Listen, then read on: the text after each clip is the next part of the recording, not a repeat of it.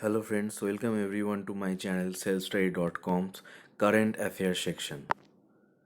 Here we will discuss some important questions and answers on current affairs of today, 25th April of 2020. Why this channel? आप लोग क्यों ये channel देखोगे? Here you can know recent current affairs with detailed discussion. आपको इधर detailed discussions of each and every questions answer का मिलेगा. I strongly recommend to every listeners that do not read any current affairs questions with multiple options of answers because wrong answer option will always stay in mind when you see it with any question. मैं आप लोगों को बोलना चाहता हूँ अगर आप किसी करंट अफेयर का क्वेश्चन पढ़ रहे हो और उसका आंसर में 4 गो या 5 गो ऑप्शंस दिया हुआ है उसमें से कोई एक सटीक है और बाकी सब गलत तो वैसा क्वेश्चंस आंसर नहीं पढ़ने का क्योंकि अगर वो मतलब रॉन्ग आंसर भी माइंड में रह जाएगा उसके क्वेश्चन के साथ मतलब क्वेश्चन के साथ आपको रॉन्ग आंसर भी पढ़ना है तो रॉन्ग आंसर भी कभी कभी माइंड में रख जाता है तो अगर एग्ज़ाम के टाइम में अगर मतलब जहाँ पे लिखना होगा आपको तो उधर आप कंफ्यूज हो सकते हो. And the third one is total video will be discussed in 2 language Hindi and English. ये टोटल वीडियो आपको हिंदी और इंग्लिश दोनों लैंग्वेज में मैं बोलूँगा जैसे आप लोगों का सुविधा हो वैसे आप देखिएगा. अगर ये चैनल आपको ज़रूरी लगता है आपको अच्छा लगता है तो प्लीज़ सब्सक्राइब कर दीजिएगा और बेल आइकन क्लिक करके मुझे मोटिवेट कीजिएगा. If you find this channel is useful to you, then please subscribe and click bell icon. Then look the first question. On which day National Panchayati Raj Day is celebrated in India? कौन से दिन national Panchayati Raj day पालन होता है? 24th April. Discussion. The Prime Minister of India Manmohan Singh declared the first National Panchayati Raj Day on 24th April of 2010. 2010 को 24 अप्रैल के दिन prime minister Manmohan Singh ने ये national Panchayati Raj day first declare किया था. Because of on this day the Constitution of India recognized panchayats as institution of self-government. The Constitution 73rd Amendment Act 1992 came into force with effect from 24th April 1993.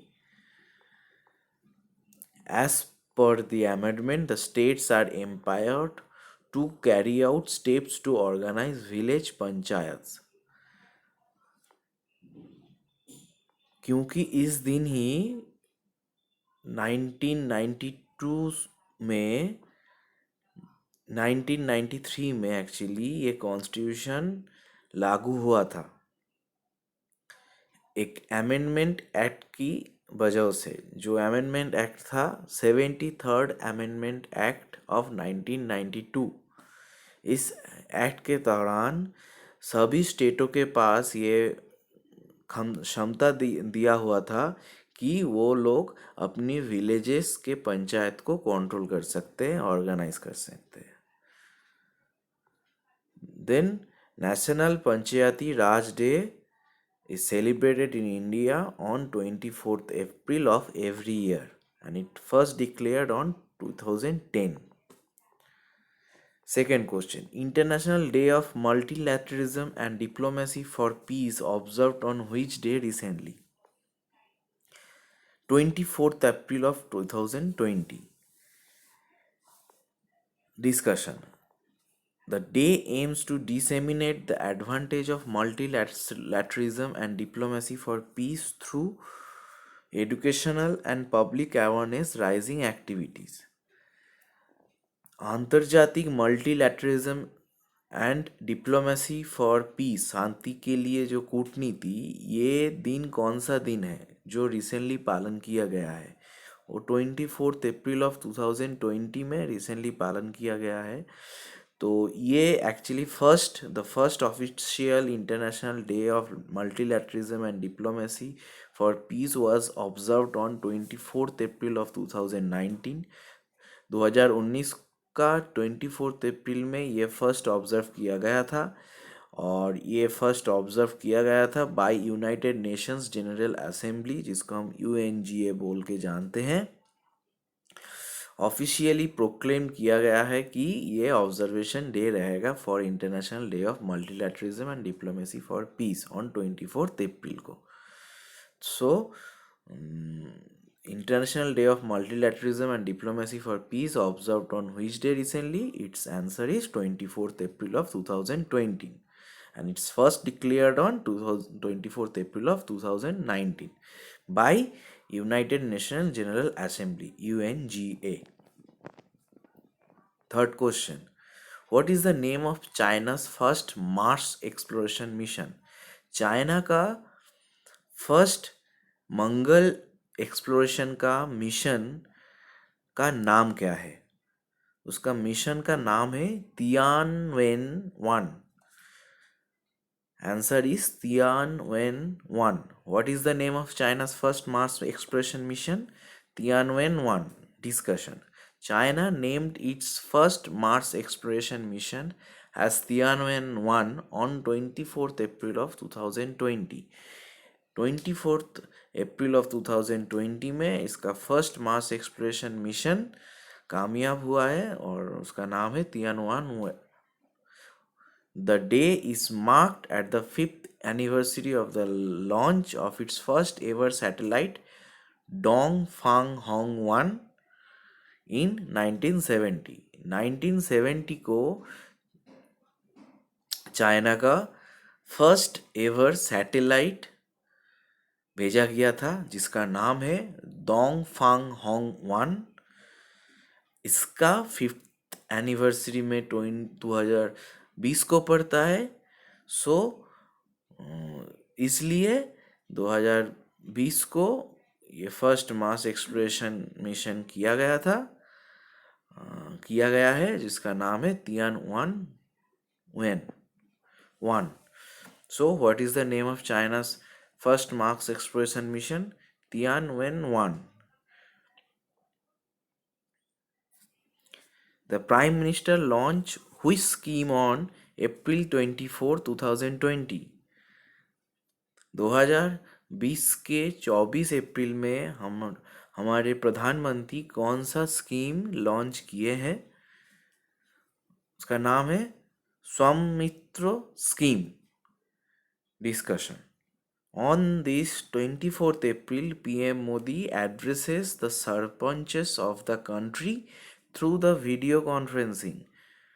During this conference, he launched PM Swamitra scheme for integrated property validation solution, and also inaugurated e-Gram Swaraj portal and mobile application where you can check Swamitra scheme through online mode.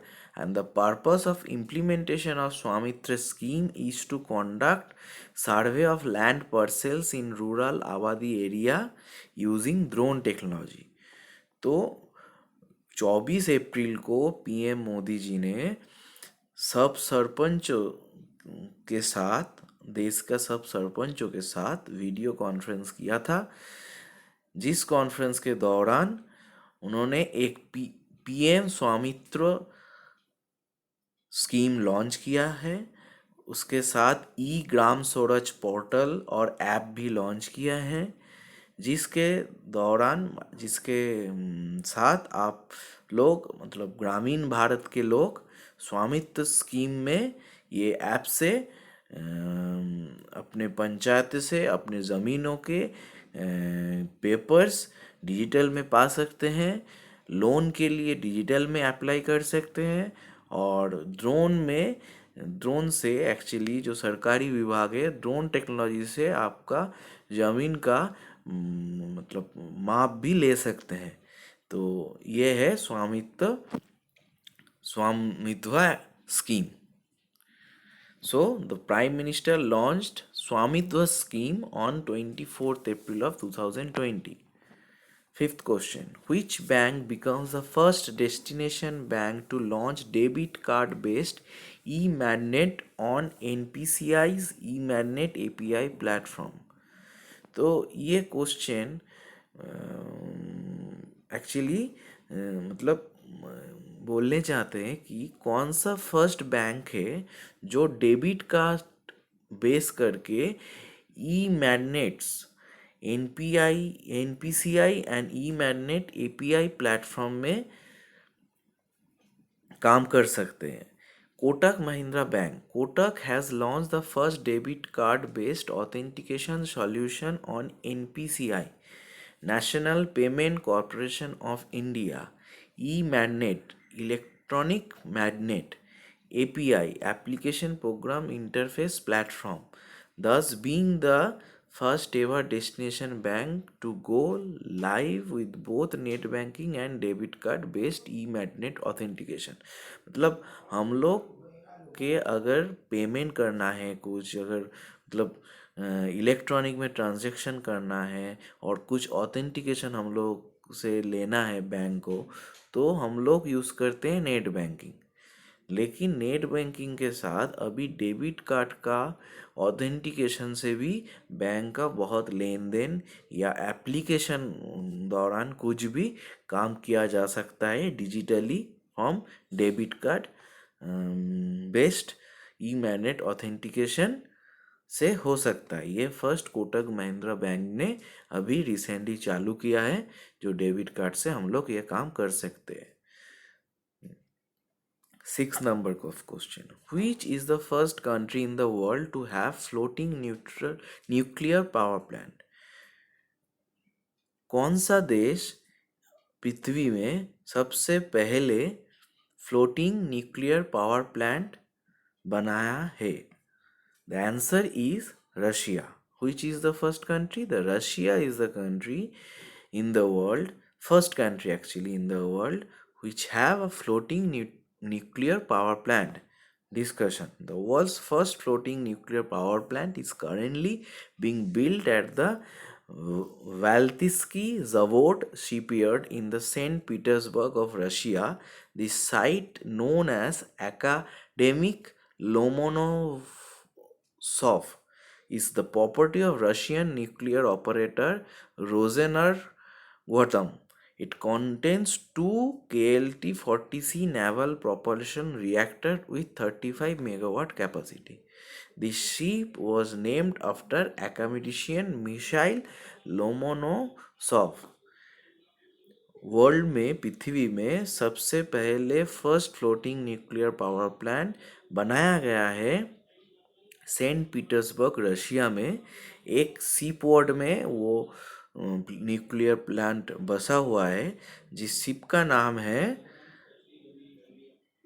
Academic लोमोनोसॉव, जिसका नाम रखा गया है एक academician से, जो academician Russian academician है, इसका नाम है मिकाइल लोमोनोसॉव. जिसमें जो शिप में एक्चुअली ये फ्लोटिंग न्यूक्लियर पावर प्लांट है, उसमें 2 यूनिट है 35 मेगावाट ईच, जो सेंट पीटर्सबर्ग ऑफ रशिया में बसा हुआ है. और रशिया ही फर्स्ट ऐसा कंट्री है जिसके पास फ्लोटिंग न्यूक्लियर पावर प्लांट है. 7th number question. Which state becomes the first state with software based in-house facility of virtual court? कौन सा स्टेट, कौन सा राज्य इंडिया में फर्स्ट है जिसके पास अभी software based virtual court facility आया है? वो है Uttar Pradesh. So Uttar Pradesh is a state which becomes the first state in India with a software based in-house facility of virtual court.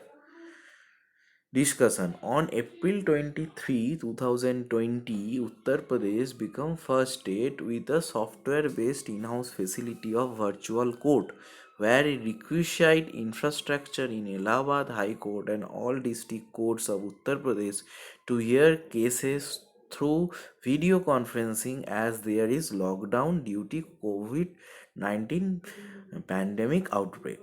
जो कोविड-19 का महामारी फैला हुआ है, इसमें से जो लॉकडाउन जारी है, सो लॉकडाउन के लिए जो हाई कोर्ट्स में जो केसेस वगैरह पेंडिंग है उसको सॉल्व किया जा सकता है। सॉल्व करने के लिए उत्तर प्रदेश ने एक सॉफ्टवेयर बनाया है, जो सॉफ्टवेयर से वर्चुअल एक कोर्ट को इस्टेब्लिशमेंट किया जा सकता है एक इन हाउस में। जो सॉफ्टवेयर 23 2020 में लॉन्च किया गया है बाय उत्तर प्रदेश गवर्नमेंट, जहाँ पे इलाहाबाद हाई कोर्ट होगा उसका मतलब ऑथेंटिकेशन। सो इलाहाबाद हाई कोर्ट के अंडर में वो वर्चुअल कोर्ट रहेगा, जो वर्चुअल कोर्ट के दौरान जब भी सभी पेंडिंग केसेस को video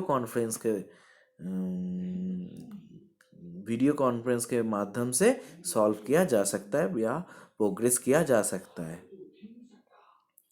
Which is the name of military satellite? 8th number of question. What is the name of the military satellite launched by Iran? So Iran ने कौन सा मिलिट्री सैटेलाइट रिसेंटली लॉन्च किया है, उसका नाम क्या है? What is the name of military satellite launched by Iran? Answer is Noor. The name of the satellite is Noor, जिसको कहते हैं लाइट भी एक्चुअली।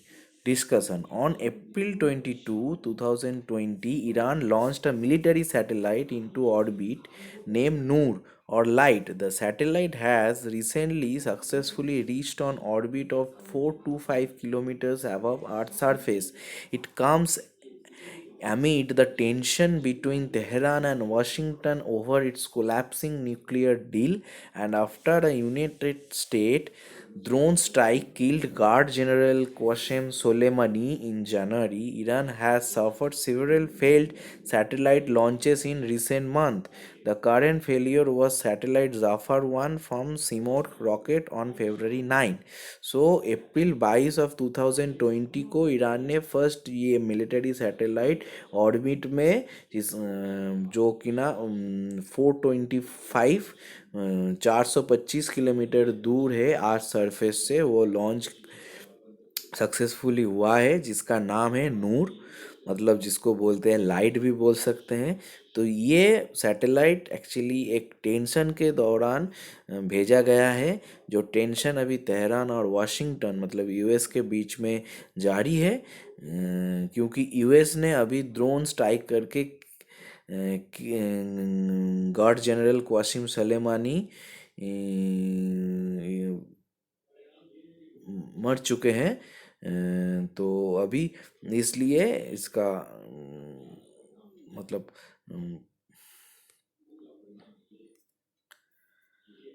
भेजा गया है।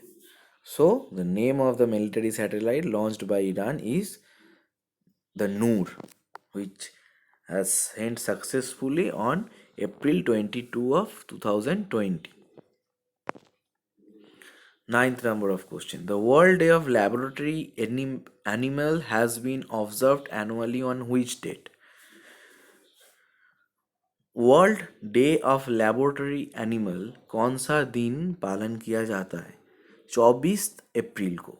The world day of laboratory animal has been observed annually on April 24th. Discussion.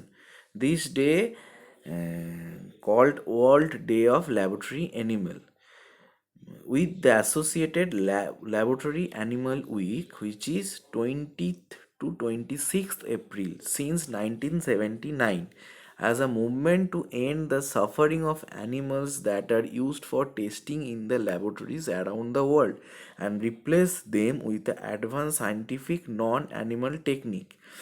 मतलब क्या किया गया है, world day of laboratory animal को 24 अप्रैल के दिन हर ईयर में पालन किया जाता है, और ये जो 24 अप्रैल एक लैब एनिमल वीक में भी पड़ता है। जो लेबोरेटरी एनिमल वीक है 20 to 26 April of every year.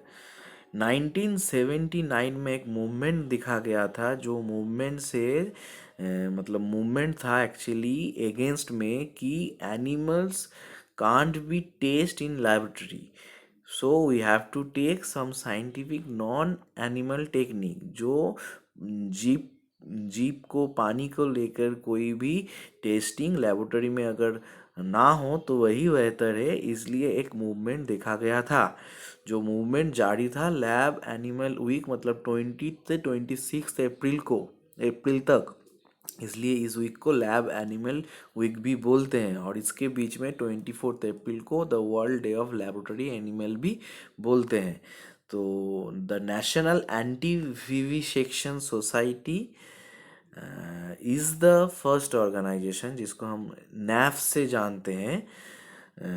National Anti-Vivisection Society is the first organization in the world to campaign against vivisection, the act of operating on animals for experimental purpose। vivisection क्या है? एक आइन है, एक act है जिससे हम लोग किसी भी एनिमल में एक्सपेरिमेंटल पर्पस से लेबोरेटरी में एक्सपेरिमेंट कर सकते हैं। ये एक्ट थे, इस एक्ट का नाम था विविसेक्शन। तो national anti vivisection society is the first society who make a campaign against this vivisection act. And the International Day of Laboratory Animals is recognized by United Nations and acknowledged by anti-vivisections now all over the world. Question number 10th. The World Immunization Week celebrated from which day to which day in month of April every year? World Immunization Day, immunisation week कौन से दिन तक पालन किया जाता है, मतलब कौन से दिन से कौन से दिन तक वर्ल्ड इम्यूनाइजेशन वीक पालन किया जाता है? Every year of month of April, मतलब अप्रैल में कौन से दिन, कौन से दिन से कौन से दिन तक वर्ल्ड इम्यूनाइजेशन वीक पालन किया जाता है? The answer is the last week of April, 24 April to 30 April. The world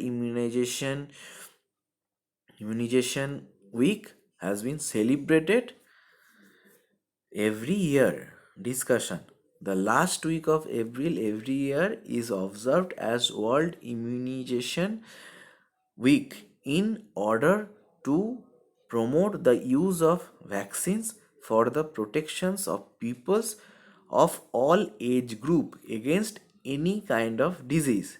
Immunization week was observed for the very first time in 2012, 2012 में ये फर्स्ट टाइम ऑब्जर्व किया गया है with participation of 180 countries and territories of world wide. 2012 में 180 देश को लेकर who ने ये पहली बार ये वर्ल्ड इम्यूनाइजेशन वीक पालन किया था, जो 24 अप्रैल से लेकर 30 अप्रैल तक चला था, जिसमें बोला गया था और कैंपेन मतलब प्रोमोट किया गया था कि यूज़ ऑफ वैक्सीन ज़रूरी है for protection of people of all age group. Now, WHO means World Health Organization recently has designated 2020 that the International Year of the Nurse and the Midwife। WHO ने मतलब world health organisation ने 2020 को declare क्या किया है the international year of nurse and the midwife बोल के।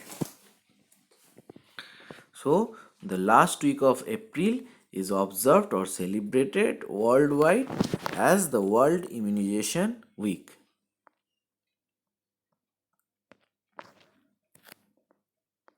So, thank you for watching this video. बहुत धन्यवाद वीडियो के देखने के लिए।